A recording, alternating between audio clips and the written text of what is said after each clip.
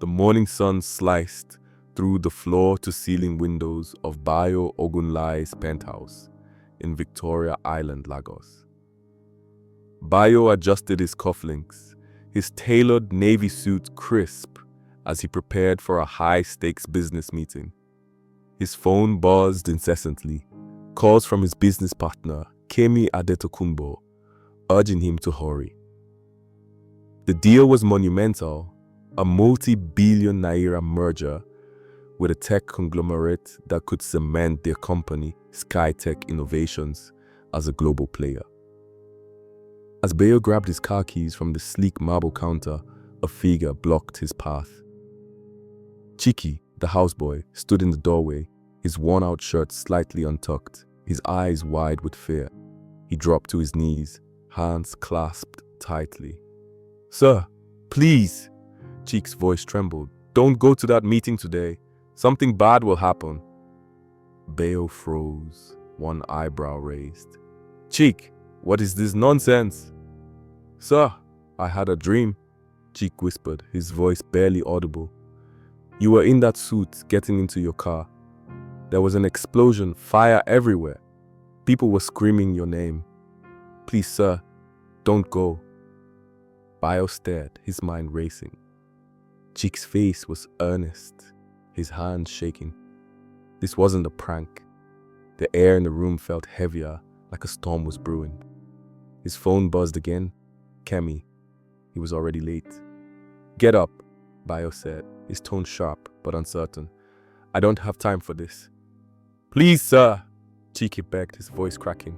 "I know I'm just a houseboy, but I can't stay quiet. If you go, you won't come back." Footsteps interrupted them. Sophia, Bayo's fiancée, descended the spiral staircase, her silk robe flowing, her face glowing from her morning skincare routine.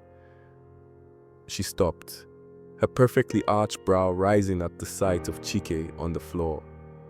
"What is this drama?" she asked, her voice icy. "He's saying I shouldn't go to the meeting," Bayo replied, his eyes still on Chiki. "Some dream about an explosion." Sophia laughed, a sharp, dismissive sound. "This is why I said we should fire him. Now he's a prophet? Bayo, you're late for a deal that could make us untouchable. Don't let this boy's nonsense ruin it." Chike's head bowed lower. "I'm sorry, ma, but I had to speak." Bayo raised a hand, silencing Sophia. Something in Chike's voice, raw, unpolished, desperate, stirred a quiet unease in his chest. It wasn't loud or dramatic, just a gut feeling. If you leave, you'll regret it. He stepped back, set his keys on the counter and turned away from the door. "I'm not going." Sophia's jaw dropped. "You're joking." "I said I'm not going," Bayo repeated, walking to the leather couch in the living room. He sat, hands clasped, staring at the polished floor. Sophia scoffed. "You're letting a houseboy control you? Because of a dream?" She shook her head and stormed upstairs, her heels clicking angrily. Chike stood slowly, wiping his eyes. He picked up a glass he'd been cleaning, his hands still trembling, and disappeared into the kitchen. Bayo sat in silence, his heart pounding. Why did Chike's fear feel more real than the contracts waiting for him? Bayo sat in the living room, the city skyline glittering beyond the glass. His phone lit up. Kemi, again. He ignored it. The weight of Chike's warning lingered, a shadow he couldn't shake. An hour later, his phone rang again. This time, it was his assistant, Tunde. "Sir!" Tunde's voice was shaky.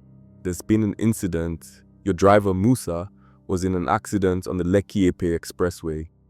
The car, the Bentley you were supposed to take, exploded after a fuel tanker collided with it. Musa's in the hospital, critical. We thought you were inside." Bayo's grip tightened on the phone. The exact car, the exact route, the exact time. He lowered the phone, his mind replaying Chike's trembling voice. If he hadn't listened. Sophia appeared, her phone in hand, scrolling through Instagram. "You're still here?" she asked, barely looking up. "There was an explosion," Bio said, his voice hollow. "The car I was supposed to take, it's gone." Sophia's fingers paused. And? "And if I'd gone, I wouldn't be here." She rolled her eyes. "Lagos roads are a mess. Accidents happen. Don't turn this into some spiritual nonsense." Bio stared at her. Her face was calm, unbothered, no concern, no relief. Something cold settled in his chest. "I'm keeping Chike," he said. Sophia's eyes narrowed. "That boy? He's trouble. He's too bold for a houseboy." "He saved my life," Bio said, his voice firm. "He stays." Sophia's lips tightened. She turned and walked away, leaving a trail of perfume and tension. Bio leaned back, his mind racing. Something wasn't right, not just with the accident, but with everything. Bio Ogunleye was a name that echoed through Lagos's elite circles. Skytech Innovations, co-founded with Kemi Adetokunbo, had grown from a small startup in Yaba to a tech empire with offices in London and Dubai. Bio was the strategist, quiet and meticulous. Kemi was the charisma, sealing deals with her sharp wit and charm. Their partnership was legendary, but Bio knew they were opposites. Kemi thrived on risk, while he preferred caution. At home, Sophia was the perfect fiancée on paper. Stunning, poised, always camera ready. They'd met at a gala in Ikoyi, her laughter catching his attention over champagne flutes. But love had faded. Sophia craved luxury, not connection. She fired staff for the smallest infractions. 3 houseboys in 6 months. "They're too clumsy," she'd say, or "they stare too much." Then came Chike. Quiet, efficient, unassuming. He cleaned the penthouse spotlessly, cooked meals without being asked, and moved like a ghost. Even Sophia, who never praised anyone, muttered, "He's better than the last ones." Bio noticed Chike's diligence, his honesty. In a world of facades, Chike was real. But now, after the accident, Bio watched everything closer. Sophia's dismissiveness, Kemi's impatience, the way they both avoided mentioning Chike's warning. He started asking questions, quietly. Days later, Bio sat at the dining table, scrolling through emails. Sophia was out shopping at Palms Mall. Chike entered to clear the plates, then paused, his voice low. "Sir," he said, pretending to wipe the table, "don't sign any contracts this week." Bio's eyes narrowed. "Why?" "I had another dream," Chike whispered. "You signed papers, then everything fell apart. Skytech, your accounts, everything. There were police. You were arrested for something you didn't do." Bio's pulse quickened. Before he could ask more, Sophia's heels clicked in the hallway. Chike grabbed the tray and left. Her words echoed in Bio's mind. "Arrested for something you didn't do." That evening, Kemi visited, all smiles and energy. "Bio, the merger's still on. We just need your signature on the new terms." She slid a folder across the table. Bio opened it. The numbers were off. Profit margin slashed. A strange offshore account listed for payments. He remembered Chike's warning. "I'll review it later," he said, closing the folder. Kemi's smile faltered. "We need this now, Bayo." "I said later," he replied, his tone final. Bio didn't sign. Instead, he hired a forensic accountant. The findings were devastating. Kemi had been siphoning funds into hidden accounts for years, masking them as consulting fees. The merger was a trap, a scheme to bankrupt Skytech and pin the blame on Bio. At home, Sophia grew erratic, snapping at Chike for minor things. "He's too quiet," she complained. "I don't trust him." "He stays," Bio said, his voice cold. One night, Bio overheard Sophia on the phone, her voice low. "Kemi, I can't keep doing this. He's protecting that boy. It's ruining everything.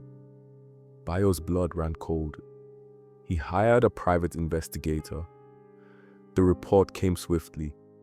Sophia wasn't shopping when she left the penthouse. She was meeting Kemi at a hotel in Lekki, registered under a false name. Photos showed them together, too close, too familiar. Bayo didn't wait. He drove to the hotel, his face calm, but his heart burning. He walked into the room unannounced. Sophia stood by the window, a martini in hand. Kemi sat on the bed, her laptop open. They froze. "Bayo!" Sophia stammered, the glass slipping in her hand. "Don't!" Bayo said, his voice steady. "I know everything. The accounts, the merger, the lies." Kemi tried to smile. "It's not what you think. It's exactly what I think," Bayo cut in. "You plan to ruin me, both of you." Sophia's eyes welled up. "You were always about the company, never me." "And you were about my money," Bayo said. "You both were." He turned and left, the door clicking shut behind him. Bayo filed for a breakup and bought out Kemi's shares. Skytech was restructured, cleansed of her influence. The penthouse felt empty, but Bayo didn't care. He worked, rebuilt, healed. One evening, Chike approached him. "Sir, I'm leaving tomorrow." Bayo's heart sank. "Why?" "My work here is done," Chike said softly. "I was sent to protect you." "You don't have to go," Bayo said, his voice breaking. "You're the only one who didn't betray me." Chike smiled, a quiet, knowing smile. "Live wisely, sir. Trust carefully. You're ready now." He left the next morning.